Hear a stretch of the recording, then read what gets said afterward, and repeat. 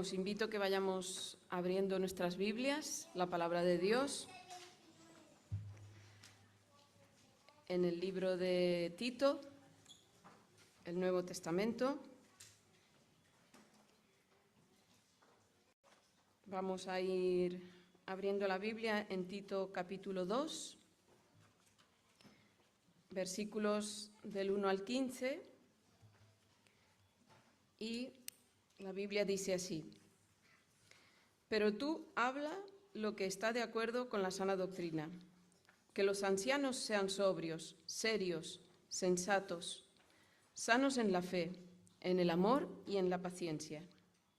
Las ancianas, asimismo, sean reverentes en su porte, no calumniadoras, no esclavas del mucho vino, maestras del bien, para que enseñen a las mujeres jóvenes a ser amantes de sus maridos y de sus hijos, a ser sensatas, castas, cuidadosas de su casa, buenas, sujetas a sus maridos, para que la palabra de Dios no sea blasfemada.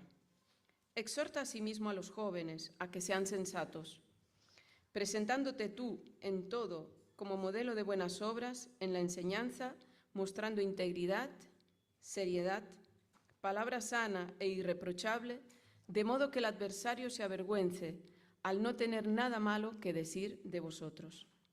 Exhorta a los siervos a que se sometan a sus amos en todo, a que les complazcan sin contradecir, no sustrayéndoles, sino mostrándose fieles en todo, para que en todo adornen la doctrina de Dios nuestro Salvador. Porque la gracia de Dios se ha manifestado para ofrecer salvación a todos los hombres, enseñándonos que, renunciando a la impiedad y a los deseos mundanos, vivamos en este siglo sobria, justa y piadosamente, aguardando la esperanza bienaventurada y manifestación gloriosa de nuestro gran Dios y Salvador Jesucristo, quien se dio a sí mismo por nosotros para redimirnos de toda iniquidad y purificar para sí un pueblo de su propiedad, celoso de buenas obras. Esto habla y exhorta, reprende con toda autoridad, nadie te menosprecie. Hoy Juan Carlos nos compartirá la palabra de Dios, como os he dicho, y el título de la predicación es Sana doctrina y conducta cristiana. Que el Señor te bendiga, Juan Carlos.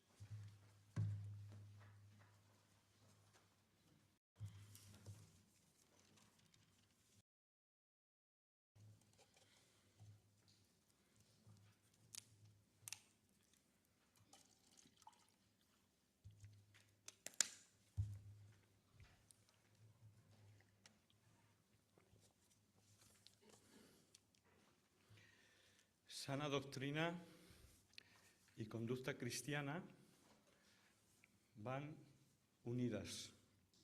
De hecho, el versículo clave de la predicación de hoy es el versículo 1. Pero tú habla lo que está de acuerdo con la sana doctrina. ¿Por qué?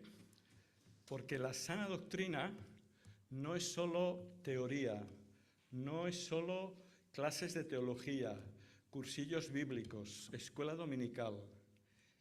La sana doctrina es transformadora. La sana doctrina te cambia la vida si tú eres discípulo o discípula de Jesús. Y la sana doctrina y la vida cristiana tienen que ir alineadas, porque la sana doctrina te cambiará la vida. Esto es básicamente lo que nos quiere decir el apóstol Pablo, lo que le quiere decir a Tito en este capítulo 2. Pero no dice solo la doctrina, dice la sana doctrina, porque también hay falsa doctrina o doctrina errónea. Así que primero tendríamos que definir qué es la sana doctrina. Y el mismo apóstol Pablo yo creo que lo hace de una manera muy buena y muy resumida en los versículos del 11 al 14. Y vamos a empezar por estos versículos del 11 al 14 para definir en qué consiste la sana doctrina. Y creo que lo podemos resumir en 3 frases o en 3 palabras. Versículo 11. En primer lugar, la sana doctrina tiene que ver con la gracia de Dios. La gracia de Dios que se ha manifestado para salvación de todos los hombres. ¿Qué es la gracia de Dios? ¿En qué consiste la gracia de Dios? La gracia de Dios es el favor de Dios que se pone en marcha hacia toda la humanidad que no se lo merece. Por eso es gracia. Porque Dios lo hace aunque la humanidad le ha dado la espalda y aunque la humanidad no quiere saber nada de Dios.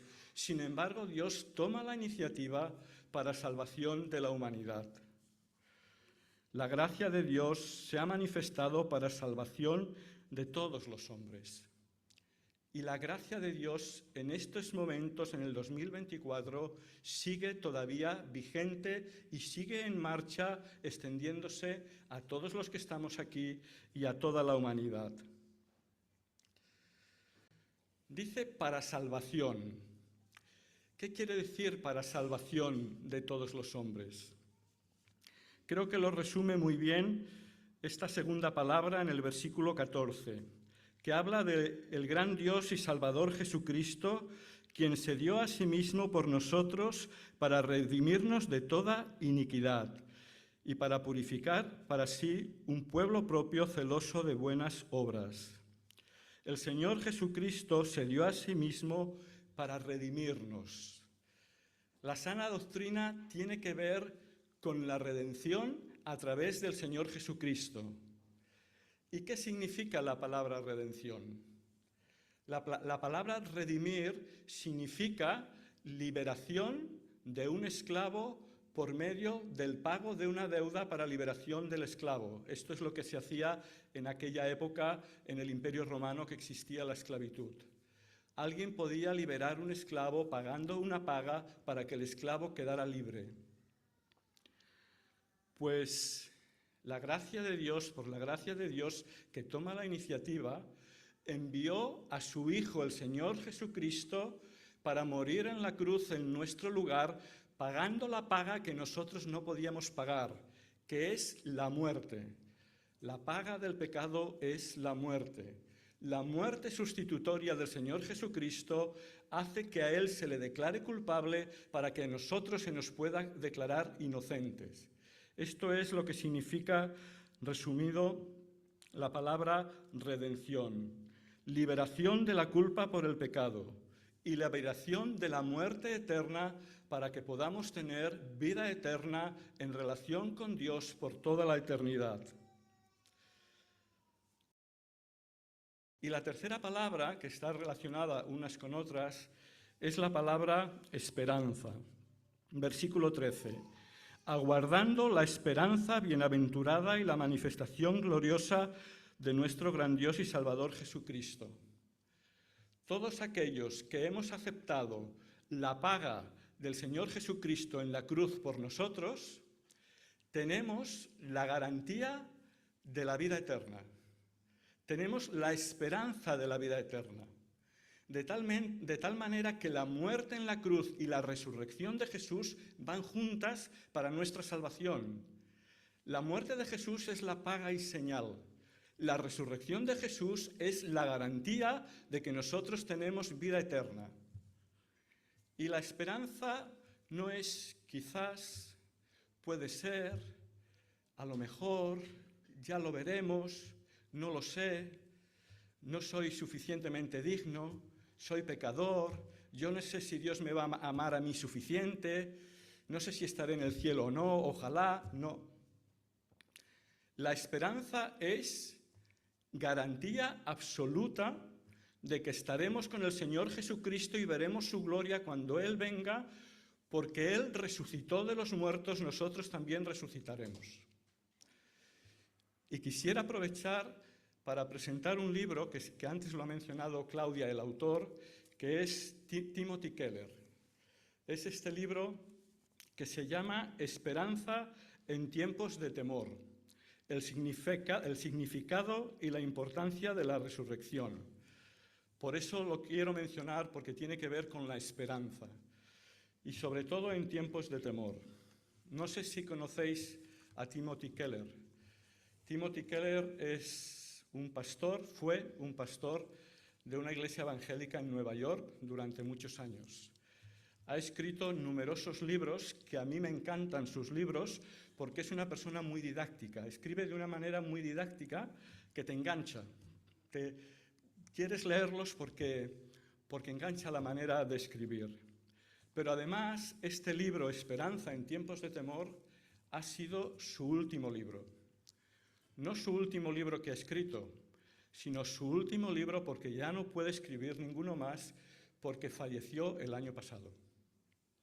No sé si lo sabíais, yo no lo sabía y alguien me lo dijo y lo he mirado en internet y efectivamente Timothy Keller falleció en el 2023 con 72 años. Pero fijaros lo que dice en el prefacio el mismo Timothy Keller. Tuve cáncer de tiroides en el 2002. Ahora, casi 20 años después, quiere decir 2021-2022, cuando escribe este libro, estoy escribiendo mi propio libro sobre la resurrección de Jesús y de nuevo me enfrento al diagnóstico del cáncer. En esta ocasión tengo cáncer de páncreas y según todos los indicios, esta enfermedad es mucho más grave y el tratamiento supone un desafío mayor. Esto lo escribió en su último libro y falleció poco después, en el 2023, de un cáncer de páncreas. Así que es significativo que escribiera su último libro sobre esperanza en tiempos de temor, significado e importancia de la resurrección. Hacia el final del libro dice: cuando el objeto de la esperanza no es un agente humano, sino Dios, entonces la esperanza significa confianza, certeza y plena seguridad. Es lo que Timothy Keller tenía poco antes de morir. Tener esperanza en Dios no consiste en un deseo incierto y ansioso de que Él afirme tu plan, sino reconocer que Él y solo es digno de confianza, que todo lo demás te defraudará, que su plan es infinitamente sabio y bueno. Si creo en la resurrección de Jesús, eso confirma que hay un Dios que es a la vez bueno y poderoso, que aporta luz a partir de las tinieblas y que está poniendo en marcha con paciencia un plan para su gloria, para nuestro bien y para el bien del mundo. La esperanza cristiana significa que mi vida y mi felicidad ya no dependen de un agente humano, sino que descanso en Dios. Esta es nuestra base. Esta es la sana doctrina. La gracia de Dios, el favor de Dios hacia personas que no nos lo merecemos, la redención, la liberación del pecado y de la muerte por medio de la muerte sustitutoria de Cristo en la cruz, y la certeza de la esperanza de que un día resucitaremos porque Jesús resucitó y un día estaremos con Él y lo veremos a Él en gloria. Esto podríamos decir que es el resumen de la sana doctrina. Pero también dice, habla lo que está de acuerdo con la sana doctrina. ¿Por qué? Porque en el capítulo 1, que no tuvimos tiempo el domingo pasado de poderlo reflexionar, el apóstol Pablo le dice a Tito que había falsos maestros, falsos líderes, que intentaban añadir sus propias tradiciones a la sana doctrina. Intentaban añadir el ritual de la circuncisión judío que había quedado obsoleto con la muerte de Cristo. Y también intentaban introducir rituales del Antiguo Testamento, de la ley mosaica, que habían quedado caducados con la muerte y la resurrección de Cristo, que ya no tenían sentido, como el sacrificio de corderos, por ejemplo. Porque el Cordero de Dios que quita el pecado del mundo, el Señor Jesucristo, ya había muerto por la humanidad. Y sin embargo había falsos maestros que intentaban añadir tradiciones, rituales a la sana doctrina. Por eso, nuestra base para nuestra vida tiene que ser sana doctrina, sin añadir tradiciones humanas. Por ejemplo, como nos dice Efesios 2, 8, 9, somos salvos exclusivamente por la fe, no por obras. Sí, luego nuestra salvación y nuestra fe hará que nos cambie la vida y tendremos una conducta cristiana que producirá buenas obras. Pero la salvación no depende de las buenas obras, depende del sacrificio del Señor Jesucristo en la cruz por nosotros y depende de que le aceptemos por fe, que le digamos sí al Señor Jesucristo, y esto significa humildad por nuestra parte, reconocer que somos pecadores y que el Señor Jesucristo ha muerto por nosotros, ha resucitado y tenemos vida eterna.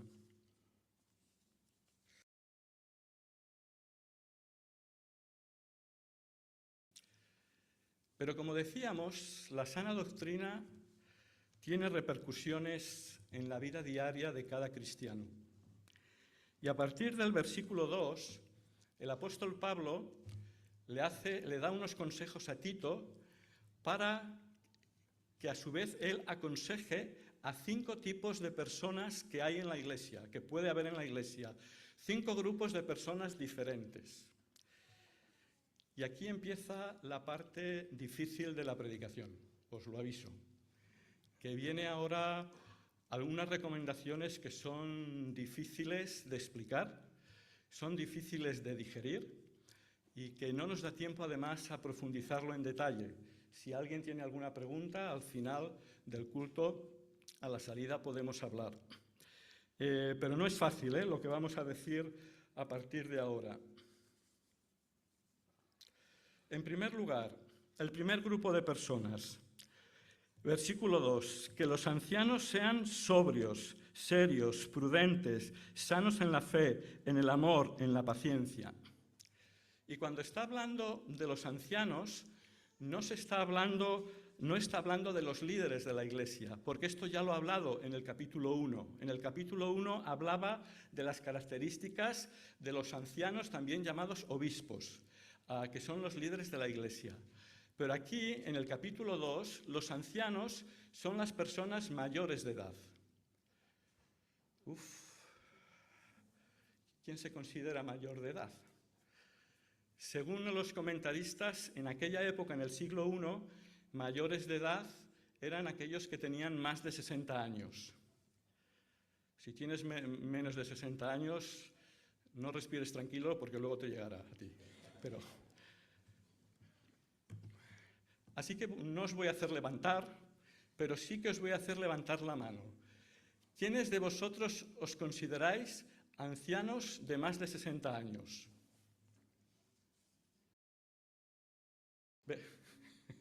Veo que no muchos, Recuerdo un antiguo hermano nuestro que decía, yo es que no soy anciano, yo soy joven con experiencia acumulada. Bueno, también se admite, joven con experiencia acumulada. Pero yo acabo de descubrir que yo soy anciano, porque tengo más de 60 años. Y digo, ¿yo soy anciano? Pues resulta que sí, que yo soy anciano. Así que esta recomendación va para mí también el primero, que lo sepáis. ¿Y qué le dice a los ancianos? Que sean sobrios, serios, prudentes. Es la primera recomendación. Y esta recomendación se va a repetir en los 5 grupos de personas. Es la primera recomendación, es la primera conducta que debe cambiar en el cristiano, en el discípulo de Jesús. El discípulo de Jesús, empezando por los ancianos, por las personas mayores, deben tener autocontrol, deben tener dominio propio, deben tener moderación. Porque una de las características de nuestro carácter antes de ser creyentes suele ser que no tenemos control. No tenemos control de la ira y debemos aprender a tener autocontrol de la ira, a respirar hondo. Como nos dice el apóstol Pablo en Efesios 4:26, no se ponga el sol sobre vuestro enojo, porque la ira no controlada suele ser destructiva. Así que tenemos que aprender, primero de todo, a callar, a respirar hondo, a pensar lo que tenemos que decir para la gloria de Dios y para el bien del otro, aunque nos hayan dicho, nos hayan hecho algo que nos haya hecho daño. Autocontrol de la ira. Pero también autocontrol de la lengua. Nos dice Santiago 3:6 que la lengua es un fuego, un mundo de maldad. Con ella solemos bendecir a Dios y maldecimos a los hombres. y se produce una contradicción en nuestra manera de vivir, en nuestra conducta. Tenemos que aprender a controlar la lengua también. Como decía antes, aprender a callar y aprender a decir aquello que sea para edificación. Y aquello que sea, es la frase que más voy a repetir esta mañana, que sea para la gloria de Dios. Autocontrol de la ira, autocontrol de la lengua. Tener dominio propio significa saber refrenarse. La segunda característica de los ancianos, de las personas mayores, es que sean sanos en la fe, en el amor, en la paciencia. Porque aquellos que ya tenemos años de experiencia cristiana y hemos aprendido el autocontrol de la ira, el autocontrol de la lengua, también hemos aprendido a confiar en Dios. Sanos en la fe significa tener seguridad en la salvación del Señor Jesucristo, sanos en la fe y en la sana doctrina, sanos en el amor. Hemos aprendido a sustituir el egocentrismo por el amor al prójimo, el amor al hermano y buscar el bien del otro. Justamente leí ayer en la prensa un artículo sobre el narcisismo de la actualidad. El narcisismo es que cada uno busca su propio bien, empezando por los políticos. El narcisismo de querer sobresalir y de que yo. Narcisismo es lo mismo que egocentrismo. Pues los ancianos que llevamos años en la fe deberíamos haber aprendido a ser sanos en el amor, controlar nuestra ira, controlar nuestra lengua, pero también hemos aprendido a no tener egocentrismo, a buscar el bien del otro. Sanos en la paciencia. La paciencia es firmeza, resistencia, perseverancia ante todas las adversidades de la vida. Los ancianos y las ancianas, que ahora vendrá a continuación, somos personas que tendríamos que haber aprendido a ser también sanos en la paciencia, a tener resistencia y perseverancia de todas las calamidades que nos puedan venir en esta vida. Segundo grupo, las ancianas. Ya no os hago levantar la mano porque lo habéis levantado antes, o sea que como lo habéis levantado antes ya no lo vamos a repetir. También son mujeres de edad avanzada que tienen más de 60 años en aquella época. A lo mejor en el siglo XXI son más de 70 años, no lo sé. Pero bueno, cada uno que lo considere como crea conveniente. Primer tema difícil que viene a continuación. Que las ancianas asimismo sean reverentes en su porte. Es decir, en primer lugar, que sean reverentes en su manera de vestir. Que la ropa sea decorosa, con pudor y modestia. ¿Por qué? Porque el objetivo de las mujeres ancianas no es que los demás les admiren por su propia belleza, sino que los demás miren a Cristo por su belleza espiritual. Lo importante no es la belleza física, lo importante es el carácter como Cristo manso y humilde de corazón, para que la gente, al verte, piense, ¿qué tiene de especial esta mujer? Y tú le puedes hablar del Señor Jesucristo. Leía hace unas semanas, cuando preparaba esta predicación, cuando la empecé a preparar, de hecho es del 20 de julio del 2024, del mes de julio, un artículo en La Vanguardia, en la contraportada de La Vanguardia, precisamente sobre la belleza de la mujer. Y la autora es una escritora y filósofa, Maura Gancitano, que es italiana. Pero creo que vale la pena leer algunas frases de este artículo, porque hoy la belleza es como un culto a la belleza, sobre todo a través de las redes sociales. Y dice, el reportero que le pregunta a esta señora, le dice, ¿la belleza se ha convertido en una dictadura? Y responde, Hay un canon de belleza que es omnipresente debido a un sistema social en el que la belleza es central, particularmente en las mujeres, tanto para valorar a los demás como para juzgarnos a nosotros mismos. El reportero dice, nos juzgamos con dolor. Este modelo de belleza que es un negocio muy lucrativo porque nos venden todo tipo de productos, tratamientos, intervenciones para alcanzarlo. Cambia la relación que tenemos con nosotros mismos y a nivel social. Nuestro aspecto es lo primero que se juzga y va acompañado de un juicio moral. El reportero le dice, un ejemplo, por favor. En una selección de personal, si eres gordo, se te juzgará como una persona vaga, no digna de confianza. Según cómo te ves, se decide quién eres, qué sabes o qué puedes hacer. La gente te valora por tu físico. ¿Quién estipula qué es la belleza? A través de la fotografía, el cine, las revistas, la publicidad, los algoritmos de redes sociales, hoy la belleza es un estándar. Y hay un determinado cuerpo y aspecto deseable.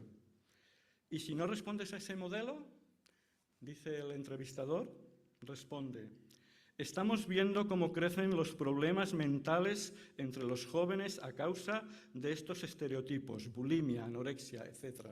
Enfermedades debido al culto a la belleza. Así que el apóstol Pablo le dice a Tito que lo importante no es la belleza física, sino que lo importante es el comportamiento. Porque la recomendación que le da las ancianas a sí mismos sean reverentes en su porte, no quiere decir solo reverentes en su manera de vestir, sino reverentes en su comportamiento. ¿Y qué significa una reverencia? Hacer una reverencia es inclinarse. Y lo que debe buscar la mujer que se ha entregado a Cristo no es que los demás se inclinen ante tu belleza, sino que tú te inclines ante la belleza del Señor Jesucristo en la cruz que murió por ti. Reverencia para que otros vean en ti la gloria de Dios y otros descubran en ti al Señor Jesucristo. Así que reverencias en su porte es reverencia en la manera de vestir, pero también reverencia en el comportamiento para que otros descubran al Señor Jesucristo por medio de ti. Significa reverencia, inclinarse ante Dios, adorar a Dios y buscar con tu vida ser ejemplo para la gloria de Dios. ¿Os acordáis de Proverbios 31? Hace una descripción de la mujer virtuosa. Y al final, en el último versículo, dice Proverbios 31:30, engañosa es la gracia y vana la hermosura. La mujer que teme al Señor, esa será alabada. Eso es lo importante, la mujer que teme al Señor. Bueno, después dice, no esclavas del vino, maestras del bien. No beber demasiado vino también se lo ha recomendado a los obispos, a los ancianos. O sea, no es solo para las mujeres, es incluso para los líderes de la Iglesia, lo cual quiere decir que las mujeres tienen una influencia importante en la Iglesia. Beber demasiado vino implica hablar demasiado y generalmente cuando no controlas la manera de hablar, hablas mal de los demás. Así que no deben beber demasiado vino, deben ser maestras del bien. Maestras del bien quiere decir ejemplos del bien. Quiere decir que deben ser templadas, tener autocontrol, como los ancianos. Deben tener un carácter con autocontrol. Y especialmente deben ser un ejemplo y deben enseñar en su comportamiento a las mujeres jóvenes y con hijos. Y este es el tercer grupo. Mujeres jóvenes. ¿Cuántas mujeres jóvenes hay aquí? Ninguna, todas sois mayores, ya lo veo. De las mujeres jóvenes se dice 7 características, pero no las vamos a ver todas, solo vamos a ver una. Pero se dice, deben aprender a amar a sus maridos, a amar a sus hijos, Deben ser prudentes, sensatas, es decir, otra vez, dominio propio, autocontrol. Deben ser castas, sin pensamientos impuros. Deben ser hacendosas, trabajadoras. Deben ser amables. Y finalmente deben ser sujetas a sus maridos. Y este es el segundo tema difícil, que las mujeres deben estar sujetas a sus maridos. El principio de sumisión. Esto nos lo dice ampliamente Efesios capítulo 5, del 21 al 33, que no lo vamos a leer todo, solo vamos a leer Efesios 5, 21.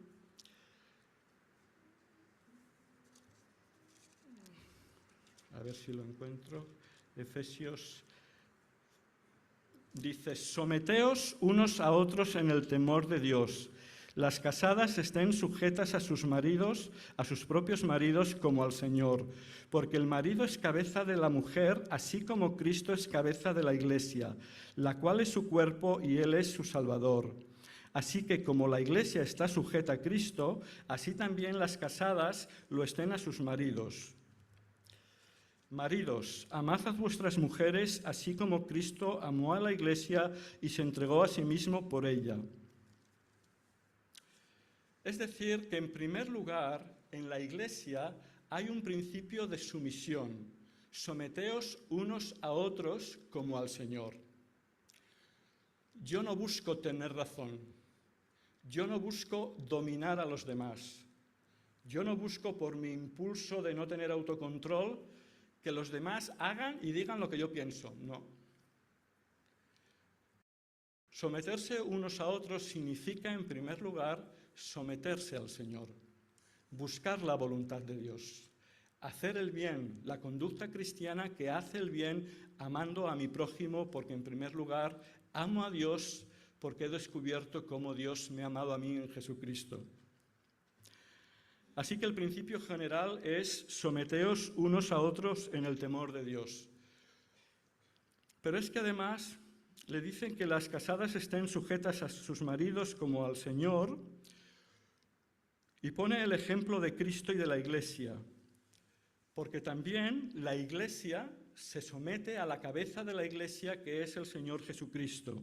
La Iglesia está sujeta a Cristo.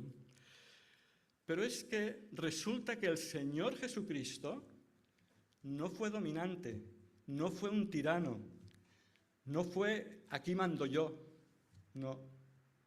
Al marido se le pide más que a la mujer. Al marido se le pide que dé su vida por su mujer, como Cristo dio su vida por la Iglesia. Al marido se le pide que entregue, que se sacrifique por su mujer. Así que el principio de sumisión no es un principio de decir quién manda, no.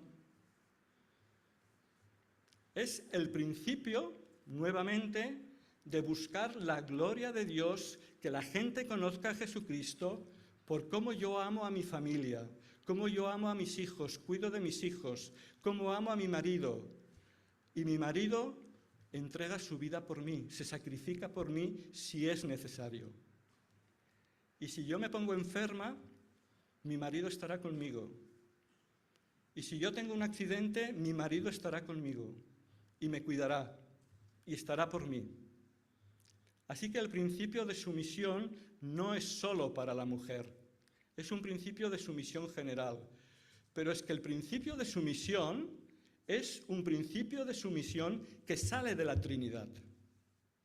La Trinidad vive en armonía porque tienen un principio de sumisión. El Padre ama al Hijo.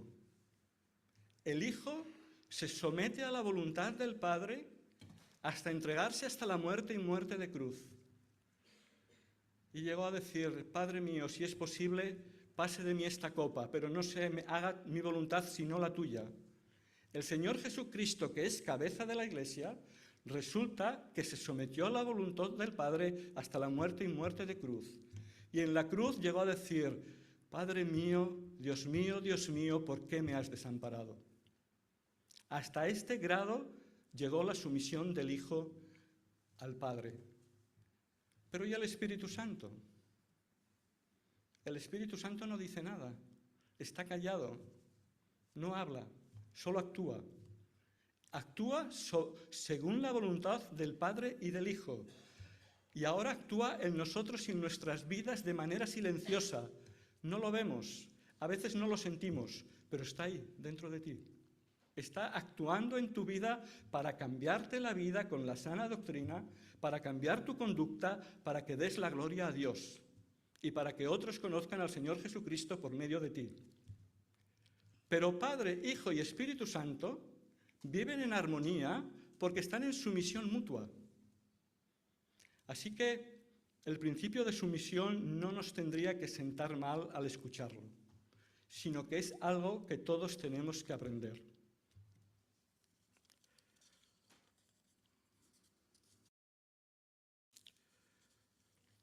Cuarto grupo, los jóvenes. ¿Cuántos jóvenes hay aquí? Todos, ¿no? Jóvenes con experiencia acumulada o sin experiencia acumulada. Los jóvenes, más o menos hasta los 25 años, alrededor de los, 15, 30 años, lo que vosotros consideréis. Cuarto grupo. Solo se les dice una característica a los jóvenes, muy resumida. Exhorta asimismo a los jóvenes que sean prudentes. Solo se les dice esta característica, porque los jóvenes en general todavía están en el proceso de aprendizaje del autocontrol. Autocontrol de la ira, autocontrol de la lengua, que significa aprender a amar a Dios, al prójimo y a mi familia. Todos estamos en este proceso de aprendizaje, pero conforme van pasando los años, lo vas madurando y lo vas aprendiendo mejor. Así que Tito le dice a los jóvenes ser prudentes, es decir, autocontrol y dominio propio, sobre todo autocontrol de la ira y autocontrol de la lengua. ¿Y cómo se hace esto? Viviendo según la sana doctrina. ¿Y cómo se vive según la sana doctrina?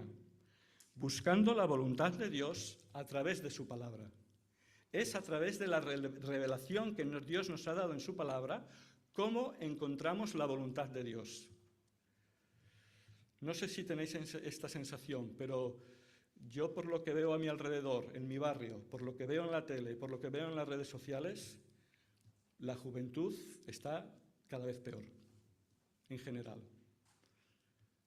Cada vez más violencia, cada vez, en mi vida mando yo, hago lo que yo quiero y los demás están a mi disposición.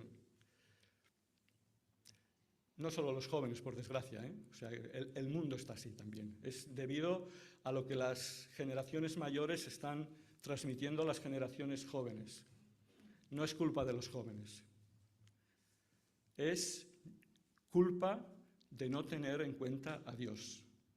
Por lo tanto, los jóvenes creyentes discípulos de Jesús tienen que buscar la voluntad de Dios en su palabra, no lo que hay en la sociedad, no lo que hay en nuestra cultura de alrededor, sino tener claro cuál es la voluntad de Dios en todos los ámbitos de la vida. Pero además parece que Tito estaba dentro de este grupo. Era una persona joven. Dice, presentándote tú en todo como ejemplo de buenas obras, en la enseñanza mostrando integridad. Por eso la enseñanza es importante, porque la enseñanza nos muestra la voluntad de Dios. Ejemplo de buenas obras. Tenía que ser Tito como líder de las iglesias de Creta. Recordémonos que Tito está administrando las iglesias de Creta y Pablo le escribe a Tito que está en Creta. Líderes de jóvenes, no sé si hay alguno aquí. Vosotros tenéis que ser ejemplos para los demás jóvenes. Y tenéis que ser ejemplos en la lectura de la palabra, ejemplos en la enseñanza, ejemplos en cuál es la voluntad de Dios, obedeciéndola primero en vuestra vida y enseñándola a los demás. Igual que Tito era un líder joven y era el líder de la iglesia. En quinto lugar, tercer tema difícil, los esclavos, el quinto grupo. Exhorta a los siervos a que se sujeten a sus amos. De nuevo el principio de sumisión. Y esto nos lo amplía también 1 de Timoteo 6, 1, 2.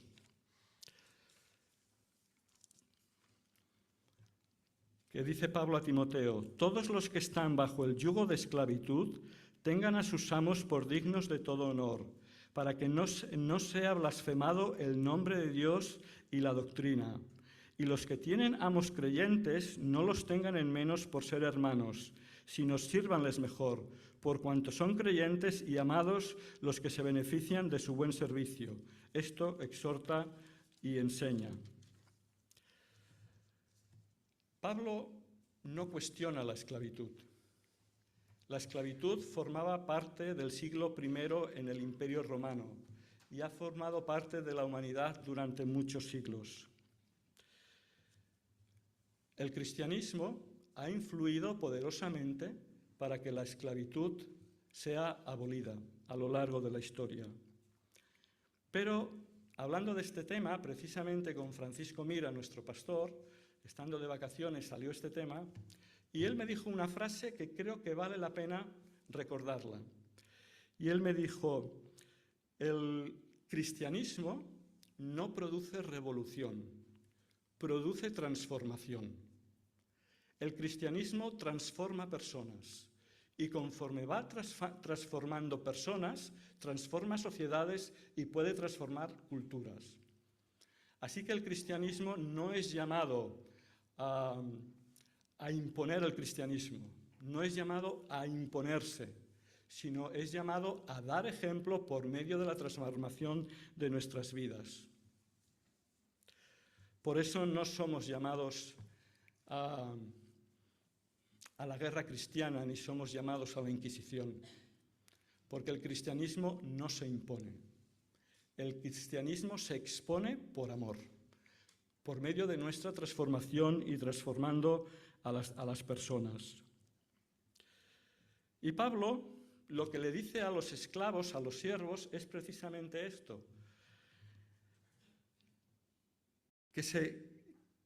que no sean digamos, quejicas, que no hablen mal de sus amos, que no sean respondones, que no defrauden, que no roben, sino que con su ejemplo hagan el bien para que sus amos se den cuenta de que tienen algo especial y puedan conocer al Señor Jesucristo.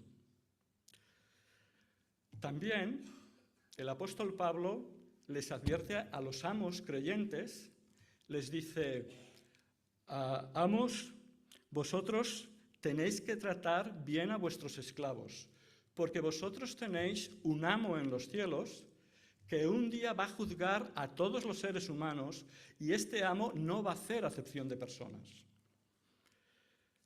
Y me encanta un versículo que he descubierto que resume la predicación de hoy.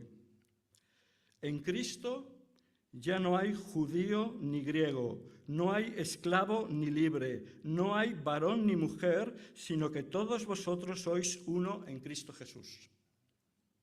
En el Señor Jesucristo se han acabado las clases sociales, se han acabado las diferencias de género.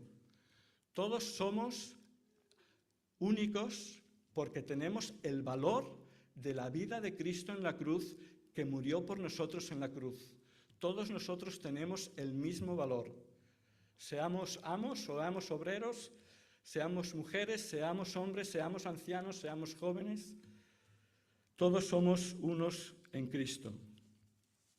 Y también le dice el apóstol Pablo, le habla a Onésimo en la siguiente carta que viene después de Tito, Filemón, le habla de Filemón. Filemón era un esclavo que se había escapado de casa, se había largado, se encontró con Pablo y se convirtió. Y ahora Pablo le dice a Filemón que vuelva a casa. Y le dice a Filemón: recíbele como a un hermano, no como a un esclavo.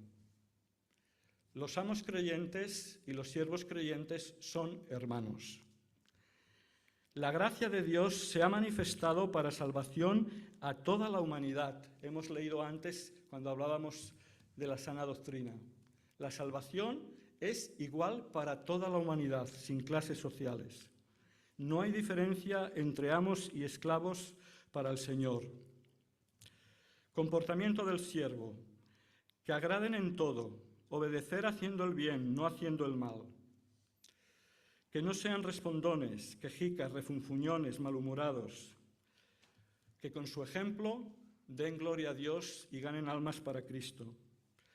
Fieles en todos, es decir, que generen confianza. Creo que ya lo he dicho en otras ocasiones, para mí la palabra confianza es una de mis preferidas. Cuando hablo con otras personas, el ganarme la confianza de las personas. A veces son clientes que solo piden. Pero más allá de lo que piden, yo intento solucionarles todos sus problemas que tienen, que yo puedo solucionar. Vaya, no se lo voy a solucionar todo, pero digo, yo estoy aquí para ayudarte en lo que pueda y haré lo que pueda. No, todo lo que me pides no lo puedo hacer porque mi empresa tiene unas normas y las tengo que cumplir. Generar confianza con la persona que tienes delante hará que tengas una relación que en un momento dado les puedes hablar de Cristo. Y a tus amos les puedes hablar de Cristo. Y a tus obreros les puedes hablar de Cristo, si generas una relación de confianza. Que no sean defraudadores. Otras veces lo he dicho también. En mi empresa tenemos liquidaciones de gastos. Y yo he conocido personas que le dicen al cliente: paga tú la comida y dame la factura que la liquido yo. Paga al cliente y liquida la factura el empleado como liquidación de gastos. ¿Esto es correcto? Si no me pillan, si nadie dice nada, pero Dios lo ve todo. El discípulo de Jesús no puede defraudar. También lo he dicho a veces. Yo hago liquidación de gastos por kilómetros de viaje. Y lo normal es que, bueno, yo he hecho 100 kilómetros, voy a poner 120. Hoy he hecho 300, voy a poner 360. No. Si yo hago 300,4, pondré 300. Si hago 300,6, pondré 301. Pero de ahí, nada más ni para arriba ni para abajo. Así que el siervo no debe defraudar, ni aunque sea pequeños hurtos cuando nadie me ve. ¿Por qué? Porque lo importante es que sean fieles en todo para que en todo adornen la doctrina de Dios nuestro Salvador. Nuestra conducta, nuestra vida tiene que adornar la sana doctrina, tiene que armonizar. No podemos ser incoherentes, tenemos que ser incoherentes con lo que decimos que creemos. Tenemos que adornar la sana doctrina. Que nuestros jefes o nuestros empleados se queden asombrados cuando vean nuestro ejemplo y les podamos hablar de Cristo. Conclusión. La vida cristiana debe adornar la sana doctrina. El propósito de nuestra vida es que Dios sea glorificado por medio de nuestra conducta. Hemos conocido la gracia de Dios, tenemos la certeza de la esperanza, hemos conocido la salvación en Cristo. Y esto implica, como acaba el versículo 14, que hemos sido purificados como un pueblo propio para Cristo, celoso de buenas obras. No somos salvos por obras, pero somos celosos de buenas obras, queremos hacer el bien para que el Señor Jesucristo y nuestro Dios sea glorificado. Que así sea.